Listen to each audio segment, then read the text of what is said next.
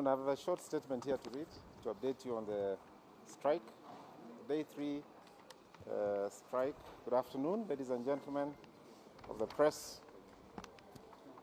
First of all, thank you very much for joining us this afternoon for this briefing on day 3 of this unlawful industrial action by CALPA. Let me take this opportunity, first of all, to apologize once again to the very many passengers, our customers, who we have inconvenienced because of this unlawful strike. And we would like to assure them that we will continue doing our very best to help to connect them to their destinations, and also for our cargo passengers, cargo customers to get their wares to where they are supposed to be. I would also like to thank very much my staff who have worked tirelessly and are very exhausted trying to connect the passengers, talk to the passengers, and make sure that they are as comfortable as they should be in this place, and also to get them alternative accommodation. So thank you very much, KQ staff. Thank you for your loyalty. Thank you for your commitment. Thank you for your patriotism to this country.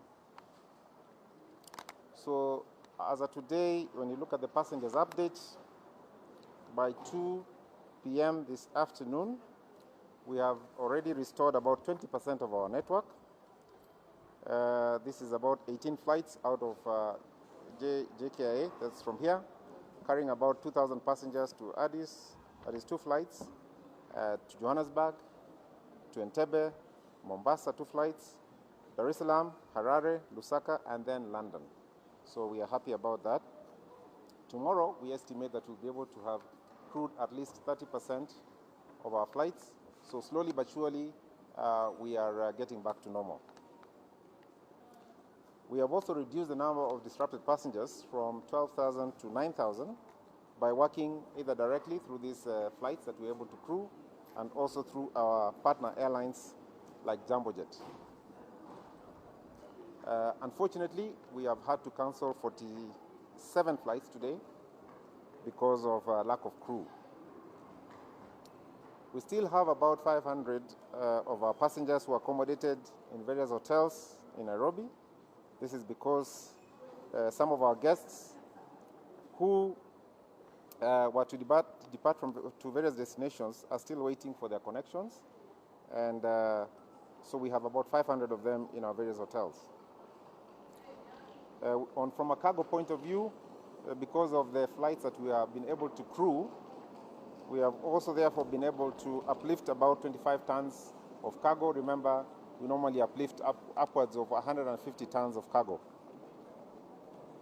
So from a strike perspective, so far, we have about 20 pilots who have availed themselves for duty. We thank the pilots who continue to support the airline's operations.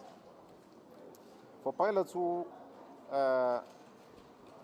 haven't reported on duty, we have initiated disciplinary process, like I said yesterday. At the same time, we have also advertised today for recruitment of pilots, both captains and first officers. So we'd like to urge Kenyans and other pilots who would like to join us to please apply. You will see it in both LinkedIn and other areas. So far, there is a phenomenon we have seen. We've seen 132 pilots who have registered with our operations team to be unfit to fly. So unfit to fly meaning that they have now called our operations department and have said that they are unfit. In other words, they are unwell to fly. And as part of the CBA, they are allowed to do that for 48 hours. They have a 48-hour window without providing any evidence of sickness. Suffice to say, 132 pilots being sick is of course abnormal. It is out of work completely with the normal trends. So we believe that this is a means of trying to avoid coming to work. That's what we believe. And to protect themselves against disciplinary action. So we've been able to read through that. It's quite obvious what they're trying to do. And part of this 132 is also the CALPA officials who have done that. So that is just a brief statement of where we are today. We have said before that we are ready to talk to CALPA.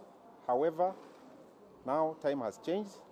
We want them first to go back to work with immediate effect before we can have any discussions whatsoever. In any case, like I said, we've already started disciplinary action and we've already started recruiting new pilots. So those who are still interested in working with Kenya Airways should very quickly report back to work with immediate effect. That is the end of my statement. We leave it open because we've started the disciplinary process, so we don't know how many of them will exit. So it's open for now. I have just said there is no negotiation. I want them to go back to work because they're costing us a lot of money. They're sabotaging this country. They have been belligerent. They were trying to hold us hostage. And now I'm saying let them go back to work before we have any other discussion, because the longer they stay out there, the more we don't have money to pay even their salaries. So they need to go back to work if they want this airline to continue functioning. It does not show bad faith. They have refused to come back to work. How do you expect us as an airline to continue functioning when people have unlawfully refused to come back to work? Number one. Number two, we have repeatedly, not once, not twice, I don't even know how many times we've told them, please come back to work. So how can it be that it's bad faith while we have told them repeatedly, come back to work so that we can continue operating, so that we can talk? Right now it is, it's very late right now in the day. So all we want from them now is to come back to work. Once they're at work, we can start discussions. Let me just be clear. You see, there comes a time when it's very difficult for you to have discussions with people who are belligerent. Okay? We have given counter offers upon counter offers upon counter offers. Now, I'm beginning to wonder what exactly is the purpose of this strike. Okay? There might be another motive to this strike. Because if we have given concessions and we are saying we're ready to talk further, please come back to work. They themselves, CALPA themselves, to their members, in a message that I saw, were saying that we were 90% agreed. So if you're 90% agreed and we're telling you to come back to work so that we can save this airline money, and then you refuse, what do you expect us to do? We have got to find a way of surviving. We cannot be held hostage forever. So that's my point. Yeah, so what we're doing now is, for now, like I said, is to try as the much we can to connect them using our partner airlines, using the few flights that we have mounted, okay, in the best possible way we can. There are other things that are also in the background that we're trying to do to try and get extra capacity for us to fly these passengers. Now, the reputational damage that you referred to is true. We will have to rebuild our reputation because of what has happened because of this strike. But that will have to be a slow one. Yes, it is true, we are suffering, but there is no way we can get into discussions with people who have refused to budge even an inch. No, that's the other thing. You see, they have disobeyed a lawful court order. That's the other problem. They have disobeyed. And not because they didn't know that it was a court order, but because they thought that it is okay to disobey a court order. So we have gone to court and we have filed contempt proceedings against them to say this group of CALPA officials have disobeyed a lawful order that came from this court. And as a result of that, they have cost us millions of shillings, not just in loss of revenue, but also in terms of reputation and all that goes with that. It will take a long time. It's going to be a painful process. But listen, sometimes you have got to take a pain to make a step forward. You cannot be held hostage. Actually, this is a very dangerous trend. If we allow this to happen in every sector, we as a country will be in trouble. We cannot allow a few people, just because of lack of understanding or being selfish, to hold the country hostage. We have got to break this at some point and say, let's take the pain now, but prepare it for posterity. Because we have a country to run. We have an airline to run. Yeah, so it's going to be expensive. It's going to be painful. But, you know, unless the pilots realize that, okay, we're in trouble as a country. I mean, they tried this in 2016. We buckled, right? Some of the problems we're experiencing now is because of that. This time round, we are saying to them, go back to work for this moment. Your problems that you have presented, some of them are valid. We'll address them. We have even tried to start addressing them, but you cannot hold us hostage. You cannot hold these passengers hostage. Okay? It's not fair. It's not fair to the passengers. It's not fair to us. It's not fair to themselves. It's not fair to other employees.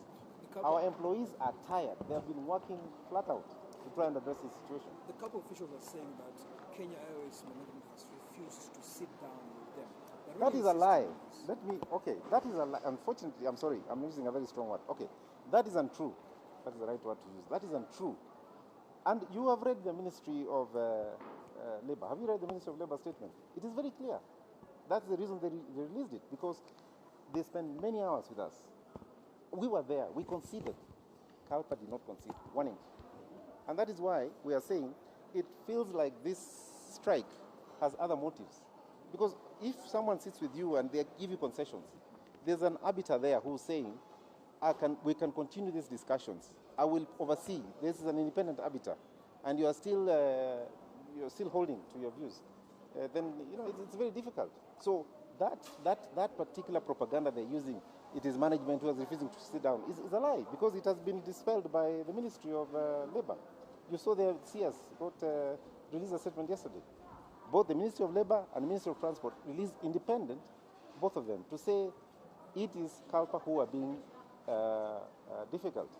No, I mean, I don't want to go into that. At the moment, all I can say is that we filed a suit this morning for contempt. But like I said, we lost a lot of money, right? So people have to be held personally and jointly responsible for the losses and damages to this country, to this airline. Thank you very much, ladies and gentlemen. No. Disciplinary action is not just firing. Disciplinary action is fair. Okay? We've been accused of being unfair, right? Well, we want to demonstrate that we are fair. We will sit down and find reasons why. First of all, one, they participated in an unlawful strike. Secondly, why they disobeyed lawful orders by their superiors to come to work. There might be valid reasons. We'll listen to those, okay? And then we will follow our HR procedures. So disciplinary action does not necessarily mean just firing people, okay? It means taking you through a process, a fair process that you'll be had, and then we'll take action, okay? Thank you very much, ladies and gentlemen.